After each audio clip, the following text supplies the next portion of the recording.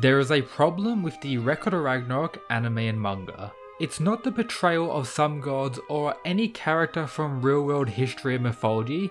If you have an issue for this for some reason, just don't consume anything about the series. For me personally, Ragnarok has become one of my favourite mangas of all time. Picking it up close to 4 years ago, I have all the currently released physical volumes for the English. Pretty cool stuff if I say so myself, like thick volumes, quite big. I like that. I like it thick and big, but yeah.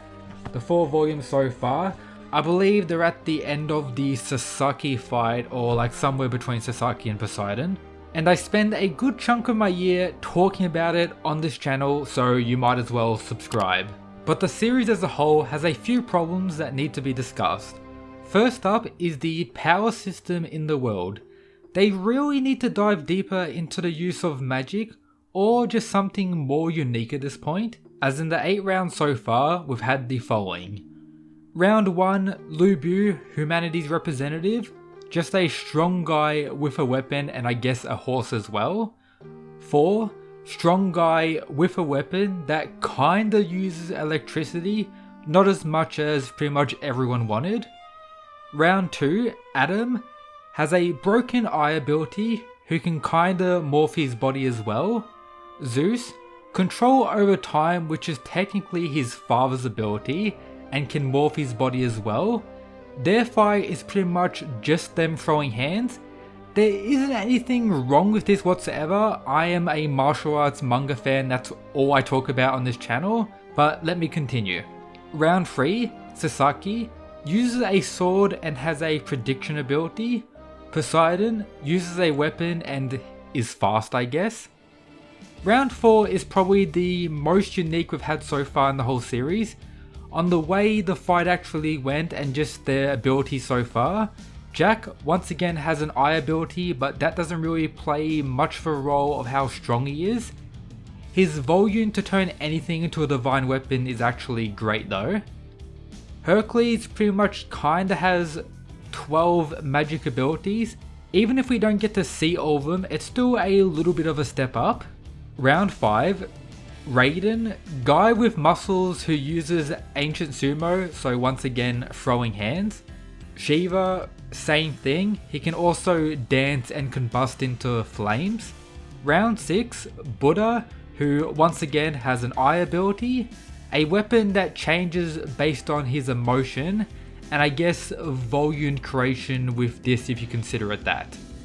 Zero has weapon that grows in size. Hajun pretty much is a weapon himself. For round 7 we have Huang, who has his martial arts, throwing hands, a eye ability and I guess a sword with his revolumed. And then Hades is just a guy with a weapon who is strong and can make weapons stronger with blood. That's 7 rounds of the manga where a lot of them are very similar in overall abilities. And then round 8, this Beelzebub, vibration weapon, and Tesla, dude in mech. A little bit more unique, but still a similar type of thing. For a series where the premise is humans are fighting the gods to save the world, you would expect more outlandish, or I guess a wider range of abilities for at the very least the gods. You could break it down that the humans have a more basic set of abilities such as prediction, their martial arts and the use of weapons, and then maybe mix in the power of the volume like they did for the Jack fight. But the gods definitely need something better, I would say. This could still be the case, but is it too late? Let me know down in the comments below.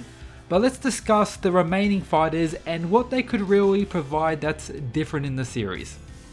So we have Okita Tsuji, once again someone who uses a sword. Nostradamus could be like magic. The way he destroyed the Bifrost in his little flashback, we don't really know how he did that, and he's labelled as humanity's Joker, so Nostradamus having some crazy ability out of nowhere. As one of the humans alongside Adam, who is very different compared to the others, he could have some crazy ability, something very unique. Simo will most likely have a sniper or some type of ranged ability. Kintoki is somewhat interesting. He could be using weapons, or he could be like half demon or something like that. So he's another character that could have a very unique ability, hopefully. Leonidas most likely having a spear and a shield, so once again a human who is strong, who has weapons.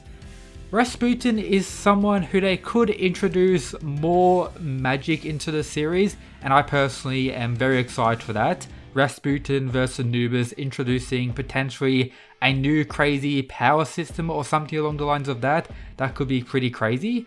When it comes to the gods, we have Apollo, most likely a bow and arrow. Susanoo, who I believe in mythology uses a sword if I'm not wrong, but once again he could be a character that introduces magic or something unique. Anubis I think definitely has to have something unique, some type of necromancy power, I'm just guessing. Odin so far in the series seems to have crazy aura. One of my personal favourite moments in the whole series is when the character's aura bursts everywhere. Most series I really enjoy that moment, but the recent anime season highlighted that for Odin pretty well. So him having some type of magic ability or something unique we haven't seen before is a very high possibility. And then we have Loki, who's already shown to be using a weapon, also being able to morph himself. I get the sense based on his commentary during the Jack vs Hercules fight, there's going to be a similar fighter to Jack in many regards, the Trickster, and that he's going to be fighting Okita, and we're going to have like the opposite of what happened between Hercules and Jack, where Loki's the one finessing Okita throughout the whole fight. That could be pretty interesting. But that's my issue with, I guess, the power system Ragnarok. It needs to be expanded on and needs to pretty much let loose and not be so tame for the premise of the story. Another issue regarding particularly the manga, which I personally don't really consider an issue, but I've seen a lot of comments complaining about this, is the monthly release schedule for Ragnarok. Yes, if it was weekly, that would be incredible, but the chapters compared to most other manga who are weekly are much longer. At various times throughout the year, we get double chapters regardless, and the quality has been consistent ever since the start. The art has potentially got even better, even though I did like the more gritty nature for various points at the start. The art has been good all the way through from chapter 1 to current, and they're just consistent. They've never, from my knowledge, missed a month, so I'd rather consistent, long and high quality chapters rather than potentially missing weeks or just lower quality chapters being rushed out, so that isn't an issue for me. And that's pretty much everything I wanted to talk about in today's video. If you enjoyed, check out the other stuff in the description. Shout out to the mad lads who support the channel via the Patreon. And that's it guys, peace.